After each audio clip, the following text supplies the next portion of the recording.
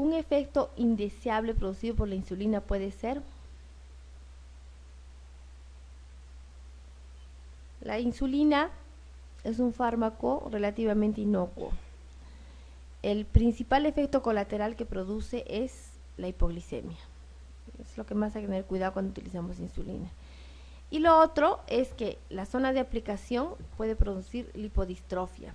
A veces los pacientes se ponen en el mismo sitio, no rotan la administración de insulina, entonces eso le produce lipodistrofia. Después no hay ningún otro efecto. Actualmente con las nuevas insulinas que vienen del ADN recombinante o las insulinas análogas, no hay ningún otro efecto colateral. Un paciente diabético de 16 años acude a urgencias con un cuadro de cetoacidosis, con una glicemia de 600 y un pH de 7.15. Claramente estamos frente a una cetoacidosis diabética. Las medidas terapéuticas incluyen la administración en perfusión intravenosa de insulina. ¿Cuál debe ser el criterio para suspender la perfusión? Entonces, según la cetoacidosis diabética, se evidencia la deficiencia absoluta de insulina. Entonces, todo paciente con cetoacidosis diabética con pH bajo debe recibir infusión endovenosa de insulina hasta que los niveles de pH vuelvan a la normalidad. Eso independientemente si la glucosa ya está normal. Generalmente, cuando le administramos la infusión endovenosa, la glucosa rápidamente baja a la normalidad. Lo que más demora en mejorar, es el pH. Entonces, así el paciente ya haya mejorado la glucosa, no debemos suspender la infusión endovenosa de insulina. Lo único que hacemos es administrarle glucosa para evitar hipoglicemia. Una vez que la cetoacidosis se haya resuelto, recién se puede suspender la infusión. Entonces, el criterio de suspensión es la corrección de la acidosis.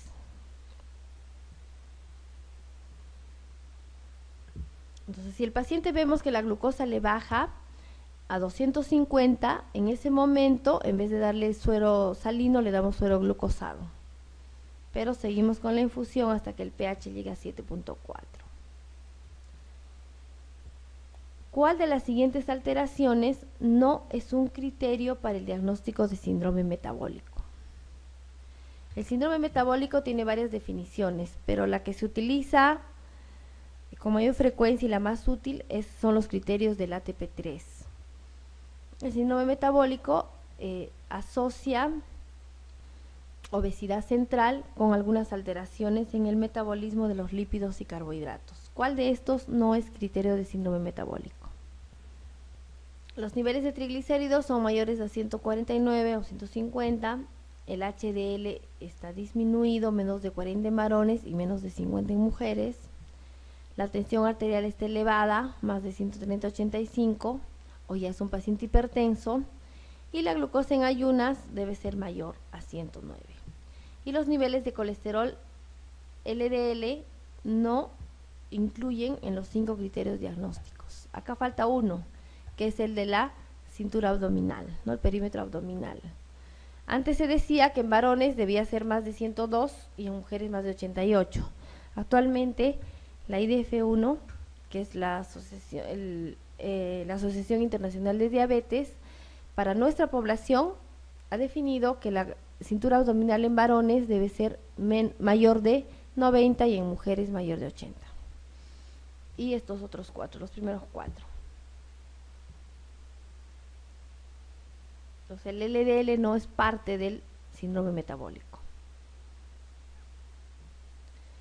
En un paciente con hiperlipemia, la asociación de lovastatina y gemfibrosilo presenta un elevado riesgo de la lovastatina, que es una estatina, y el gemfibrosilo, que es un fibrato, ambos utilizados para dislipidemias. Las estatinas se utilizan principalmente para hipercolesterolemia y los fibratos se utilizan principalmente para hipertrigliceridemia. A veces tenemos los dos aumentados, entonces muchas veces se combinan estos fármacos. El problema son los efectos colaterales. Cada uno por sí solo produce los efectos colaterales y si los juntamos, estos efectos hacen sinergia. El principal efecto colateral es que aumentan las transaminasas. Pero pueden producir una hepatotoxicidad. Y el otro efecto colateral también bastante importante y peligroso es que producen rhabdomiólisis. Es decir, pueden degradar las enzimas musculares, las células musculares y aumentar las enzimas musculares. Este aumento de las enzimas musculares puede ser tan severo que incluso puede llegar a taponamiento renal e insuficiencia renal aguda. A veces los pacientes llegan hasta diálisis. Entonces es muy peligroso asociar estatinas con gemfibrosilo. Actualmente existen otros fibratos, por ejemplo el fenofibrato, que sí se puede asociar a estatinas. Pero cuando utilizamos gemfibrosilo hay que tener mucho cuidado. En ese caso, si necesariamente tenemos que asociar porque no bajan los niveles, entonces se asocia a dosis bajas. Y siempre se recomienda cuando hay esta asociación hacer el monitoreo de las transaminasas y de la CPK, que es la queratinfosfoquinasa, que es una enzima muscular.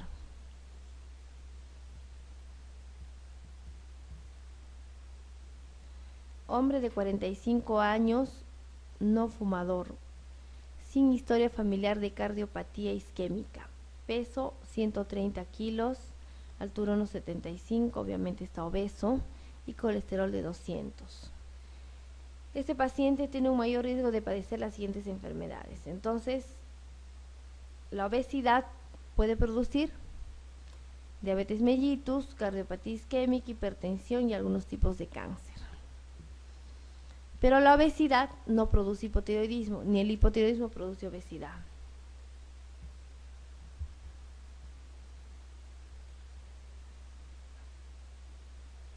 Un paciente de 76 años es ingresado con una masa pulmonar y una cifra de calcio sérico de 16. Los niveles normales de calcio son de 8.5 a 10.5. Cuando está por encima de 14, el calcio se define como hipercalcemia severa. Y cuando está por encima de 16, mucho más, ¿no? Entonces se convierte en una emergencia. La hipercalcemia severa, entonces, es una emergencia que hay que tratarla de inmediato. Entonces, lo primero que debemos hacer es tratar de diluir este calcio en la sangre, para lo cual utilizamos suero salino. Si con el suero salino no responde, se puede utilizar furosemida, se puede utilizar calcitonina o por último el pamidronato intravenoso. Este es un medicamento que se utiliza en cáncer óseo, pero que en estos casos se podría utilizar, ¿no? ¿Y en qué situaciones hay calcio elevado, tan elevado? Cuando hay una lisis de tumores, de neoplasias. Acá vemos que el paciente tiene una masa pulmonar, seguramente tiene un cáncer pulmonar, y cuando hay lisis de estos tumores, entonces hay hipercalcemia severa. En una mujer de 55 años, intervenida de cáncer de mama 3 años antes, con buen estado general. Si es hace 3 años, buen estado general, probablemente el cáncer ha sido limitado, ¿no? Se comprueba una hipercalcemia de 11.1. La hipercalcemia vemos que está leve, lo normal es hasta 10.5. Entonces, cuando estamos frente a una hipercalcemia, ¿cuál es la primera causa de hipercalcemia? Es el hiperparatiroidismo primario. Entonces, para hacer el diagnóstico de esto, lo primero que tengo que hacer es una prueba de PTH para ver si está elevado.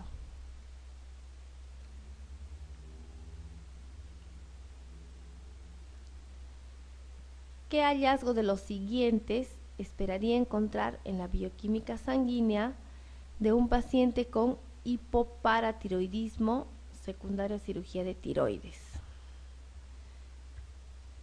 Entonces, cuando se opera la tiroides, a veces accidentalmente se extraen las 4 glándulas paratiroideas y le generamos al paciente un hipoparatiroidismo.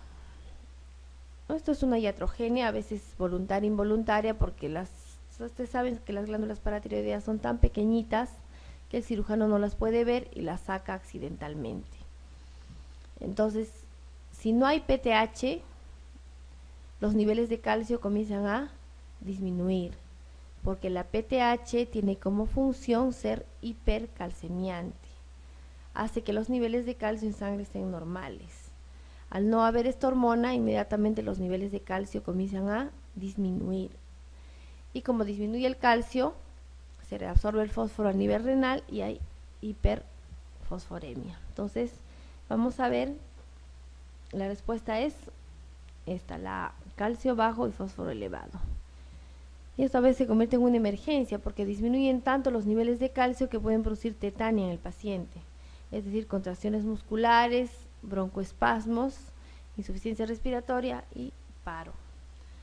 Entonces, siempre los pacientes que son operados de una tiroidectomía deben ser monitorizados con los niveles de calcio en el postoperatorio inmediato. De los métodos terapéuticos citados a continuación, ¿cuál considera que resulta más eficaz para prevenir la fractura de cadera? Entonces, en las mujeres posmenopáusicas es muy frecuente la osteoporosis y esto conlleve a fracturas de cadera, lumbares, etc. Entonces, actualmente estamos en la era de los bifosfonatos. Antiguamente, hasta hace 10, 20 años, se prefería utilizar los estrógenos, la terapia de reemplazo hormonal con estrógenos para prevenir también las fracturas de cadera. Pero actualmente, felizmente, porque los estrógenos dan mucho problema, tenemos a los bifosfonatos que se utilizan muy bien en los pacientes con osteoporosis para prevenir las fracturas. El calcio y la vitamina D solos en una osteoporosis no son tan útiles para prevenir la fractura de cadera. Los bifosfonatos que tenemos en el mercado son de diferentes tipos. Tenemos el alendronato, el ivandronato y el solendronato. Algunos se administran por vía oral, otros se administran por vía endovenosa. Por ejemplo, el alendronato se administra por vía oral, una tableta semanal. El ivandronato se administra por vía oral, una tableta mensual. O una ampolla de ivandronato cada 3 meses. Y el solendronato se administra por vía endovenosa una vez al año. Entonces, dependiendo de las preferencias del médico, del paciente y del bolsillo, se pueden escoger cualquiera de los bifosfonatos. Ninguno es mejor que el otro. Todos previenen igualmente la fractura de cadera. Lo importante es que se utilice en el momento adecuado. Hombre de 24 años que refiere astenia progresiva desde al menos 6 meses, voz ronca, lentitud del habla, somnolencia e hinchazón de manos, pies y cara. A la exploración pulso 52, o sea, tiene bradicardia, cara abotagada y piel seca y pálida. Clínicamente es un hipotiroidismo, ¿no? En el examen analítico, anemia ligera, colesterol 385, creatinina 1.3, proteinuria negativa, TSH 187, siendo lo normal hasta 5. T4 libre 0.2, siendo lo normal de 0.8 a 1.8. Diagnóstico. ¿Cuál es el diagnóstico con el paciente? Tiene la TSH alta y tiene la T4 libre baja. ¿Alguien sabe cuál es el diagnóstico? Hipotiroidismo primario. En el hipotiroidismo primario está toda la clínica. Hay bradicardia, cara abotagada, hay hipercolesterolemia. Entonces es un hipotiroidismo primario. ¿Cuál es el tratamiento? Levotiroxina, ¿no? Tratar con levotiroxina y determinar anticuerpos antitiroideos. ¿Por qué? Porque la primera causa de hipotiroidismo primario es tiroides de Hashimoto. Entonces ahí vamos a buscar si los anticuerpos están elevados. En caso de sospecha clínica de síndrome de Cushing, ¿cuál de estas pruebas diagnósticas debe realizarse inicialmente?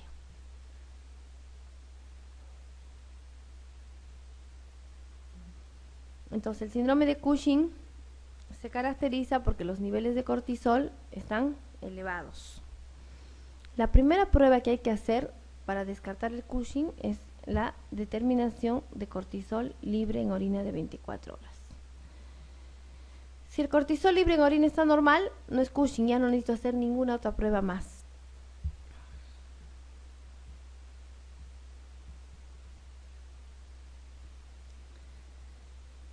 ¿Cuál es la causa más frecuente de hipoglicemia en el adulto?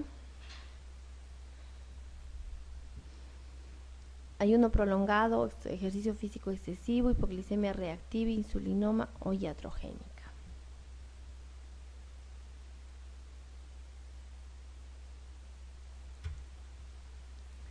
No me dicen si es un paciente diabético o no. Asumo que no es porque no me lo ponen. Entonces, iatrogénica vamos descartando, porque iatrogénica sería si, bueno, el paciente sabe que algún medicamento le da hipoglicemia y se lo toma o alguien le da, ¿no? Poco frecuente. El ejercicio físico excesivo no produce, a menos que no coma pues 3, 4 días, ¿no? O tenga un ayuno prolongado para que sea hipoglicemia. Tampoco es frecuente ver eso. Hipoglicemia reactiva solamente se da en algunas situaciones cuando hay una falla en el metabolismo de los carbohidratos, y eso se da generalmente en niños. El insulinoma, entre todas estas, es una causa frecuente de hipoglicemia en los adultos, que también es un tumor raro en realidad. Mujer de 76 años, con obesidad y diabetes mellitus tipo 2 en tratamiento con metformina.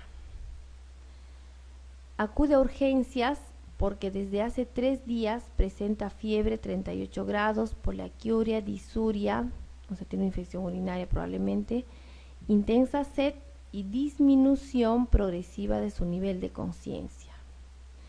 En la exploración física se aprecian signos de deshidratación, presión arterial 95-54, está haciendo hipotensión y no hay signos de focalidad neurológica.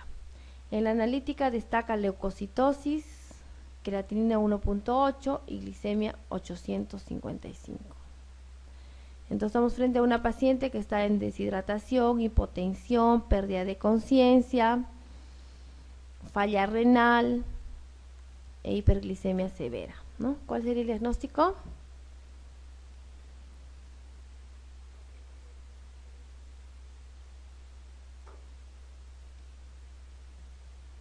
Aquí tenemos algunas cosas importantes: la glucosa, luego tenemos pérdida de conciencia, estamos frente a un coma hiperglicémico hiperosmolar no cetósico. Entonces, para que se fuera una insuficiencia cardíaca no me hablan de edemas, no me hablan, ¿no? Incrustación yugular, etcétera. Hematoma subdural debería tener algún signo de focalidad y no lo tiene. Insuficiencia renal, por la creatinina podría ser, pero de causa obstructiva tenemos que ver, nos dirían otros datos, algún tumor, alguna cosa a nivel del renal. Cetoacidosis diabética con coma. Para definir cetoacidosis debería tener por lo menos un dato de pH bajo o bicarbonato bajo, tampoco me menciona. Un paciente diabético de 60 años consulta por primera vez respecto al tratamiento de su enfermedad. ¿Qué objetivo a alcanzar de los siguientes le recomendaría en primer lugar? Mantener la tensión arterial por debajo de 110/70, no necesariamente. Abandonar el hábito tabáquico, puede ser, ¿no? Mantener un IMC menor a 21, no. Paciente diabético se recomienda mantener el IMC menor de 27. Con menor de 27 disminuye las complicaciones cardiovasculares. Realizar glicemia capilar basal a diario, tampoco. Evitar las grasas animales en la dieta, tampoco, ¿no?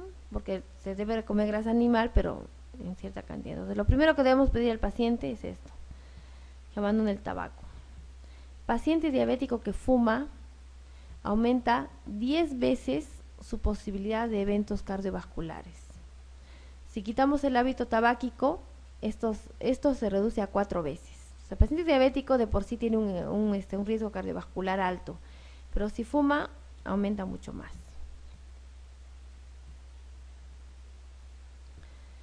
¿Cuál de las siguientes alteraciones no es característica del hiperparatiroidismo secundario de los pacientes con insuficiencia renal? Entonces, los pacientes con insuficiencia renal producen hiperparatiroidismo. ¿Por qué? Porque en la insuficiencia renal se disminuye la eliminación de fósforo. Entonces, al disminuir la eliminación de fósforo, los niveles de fósforo comienzan a subir en sangre y los niveles de calcio comienzan a disminuir. Al haber hipocalcemia, hace que la paratiroides comience a trabajar más de lo normal y se presente un hiperparatiroidismo secundario, es decir, la PTH comienza a producirse en mayor cantidad. Y este aumento de PTH comienza a producir una resorción ósea. Entonces, los pacientes con insuficiencia renal llegan a tener osteoporosis. Entonces, ¿cuál es la característica del hiperparatiroidismo secundario? Es que hay ¿cuál no es? Hay hiperfosfatemia, por lo tanto los niveles de fósforo en orina están disminuidos. También hay calcificaciones vasculares, hay reabsorción subperióstica justamente por el aumento de la PTH. El producto fósforo-calcio está elevado. ¿Por qué? Porque los niveles de fósforo en sangre están tan altos que al multiplicar fósforo con calcio está encima de 6. Y el aumento de las fosfatasas alcalinas se va a dar también porque hay un aumento de la resorción ósea debido al aumento de la PTH. Entonces, ¿cuál no es característica? La hiperfosfaturia. Hay hipofosfaturia e hiperfosforemia.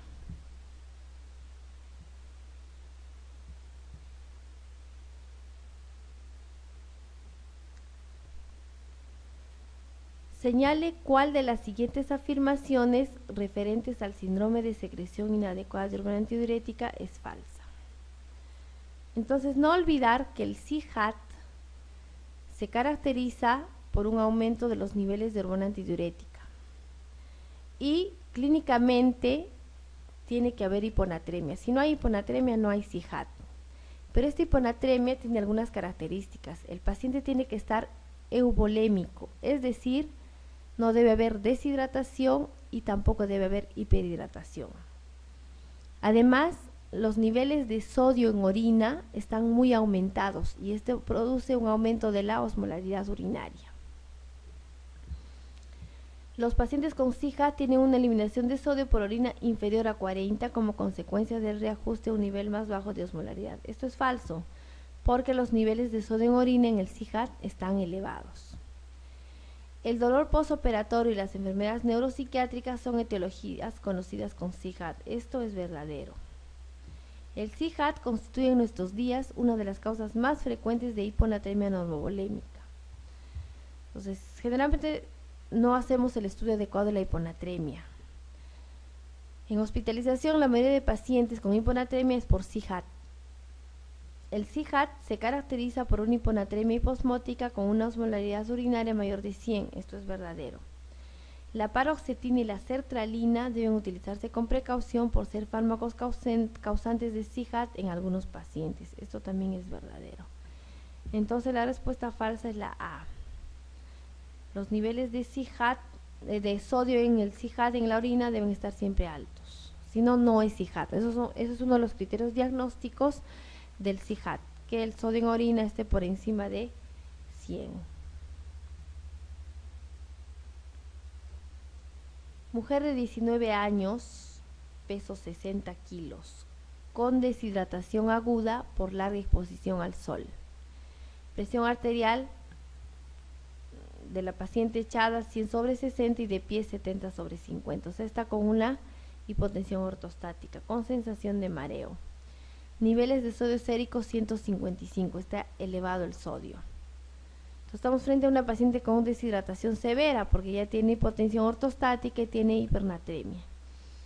¿Cuál es el tratamiento más correcto en las primeras 24 horas teniendo en cuenta la totalidad de los datos que disponemos?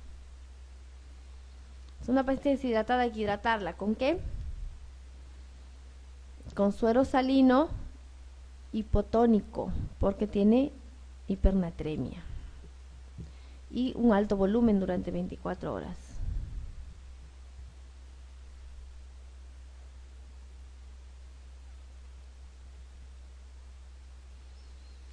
El estudio WI puso de manifiesto que la terapia de reemplazo con estrógenos y progesterona oral en la menopausia produce mayor riesgo de padecer. El estudio WI es un estudio relativamente antiguo, de unos 20 o 30 años de antigüedad, que es muy famoso, no es muy conocido por los ginecólogos. Antiguamente, la mayoría de mujeres posmenopáusicas le daban terapia de reemplazo con estrógenos, pero se empezó a observar que hubo un aumento de la incidencia de cáncer de mama.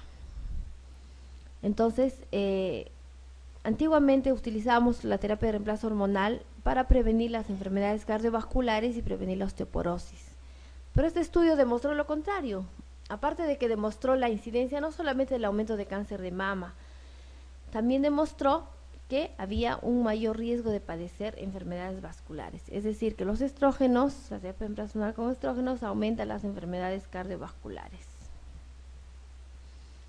Por eso que actualmente las mujeres posmenopáusicas, para recibir terapia de reemplazo hormonal, necesitan hacer todo un chequeo de cómo están sus mamas, cómo está su útero, sus ovarios, su Papa Nicolau, cómo está su perfil lipídico, ¿no? Para evitar estas complicaciones. Y la terapia de reemplazo hormonal se recomienda que no sea por mucho tiempo, 4 o 5 años. En una gestante de 20 semanas diagnosticada de hipertiroidismo por la enfermedad de Graves-Basedow, ¿cuál sería el tratamiento más adecuado?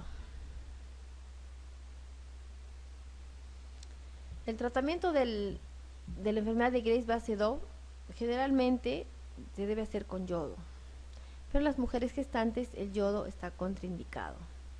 Se recomienda utilizar antitiroideos, a pesar de que los antitiroideos están en la clasificación C, es decir, que tienen efectos colaterales, pero no tenemos otra opción. Entonces se recomienda utilizar antitiroideos, pero a dosis bajas.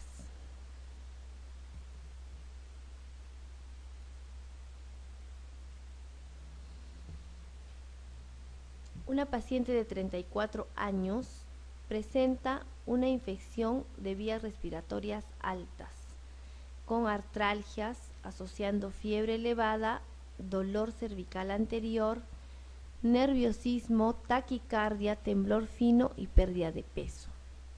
Su exploración muestra un bocio doloroso a la palpación. Su diagnóstico más probable es... Entonces, clínicamente, bueno, como antecedente tenemos la infección de las vías respiratorias altas, con malestar general. Y aparte de eso tiene dolor cervical anterior, tiene clínica de hipertiroidismo, nerviosismo, taquicardia, temblor fino y pérdida de peso. Y se evidencia bocio doloroso, le tocamos y hay dolor. Entonces, estamos frente a un hipertiroidismo. ¿Cuál sería la causa en este caso? La principal causa de hipertiroidismo es la enfermedad de Graves. Pero la enfermedad de Graves no tiene dolor, y el antecedente no estaría presente, ¿no? Pues clínicamente podría ser igual, nerviosismo, entonces no es un hipertiroidismo por Graves.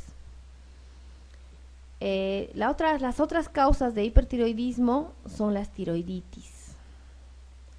Las tiroiditis pueden ser de diferentes tipos. La tiroiditis linfocitaria crónica es el otro nombre que le dan a la tiroiditis de Hashimoto. Y inicialmente puede producir un cuadro de hipertiroidismo transitorio y luego hipotiroidismo definitivo. Pero no hay dolor y no hay clínica de malestar general. La tiroiditis subaguda granulomatosa de Kervain es una tiroiditis relativamente frecuente, que se caracteriza porque el paciente o la paciente ha tenido previamente una infección respiratoria alta con malestar general, y lo más importante es que tiene dolor. El dolor cervical anterior es un dato casi patognomónico de la tiroiditis de Kervain. Generalmente se da por una infección viral de las vías respiratorias altas, 2, 3 o 4 semanas antes presenta este antecedente. Y como es una tiroiditis, produce inicialmente un hipertiroidismo, y clínicamente el paciente presenta toda la sintomatología del hipertiroidismo. Esta tiroiditis es transitoria, por lo tanto este hipertiroidismo también es transitorio y cede solo, más o menos dura unos 2 meses y el cuadro desaparece. Luego el paciente puede tener en un tiempo hipotiroidismo transitorio y luego de unos 6 meses todo vuelve a la normalidad. La tiroiditis aguda bacteriana también se caracteriza porque hay dolor, hay fiebre, pero tiene signos de flogosis, y acá no nos mencionan que haya flogosis, solamente nos dicen que hay dolor. La tiroiditis subaguda silente, como su nombre lo dice, silente, es decir, no hay dolor. Y la tiroiditis de Hashimoto, como lo hemos mencionado, no produce tampoco dolor. Entonces el diagnóstico sería una tiroiditis subaguda granulomatosa de Kerbein. El diagnóstico de esta entidad es solamente clínico, con el antecedente de la infección de vías respiratorias, con el dolor cervical anterior y con el hipertiroidismo.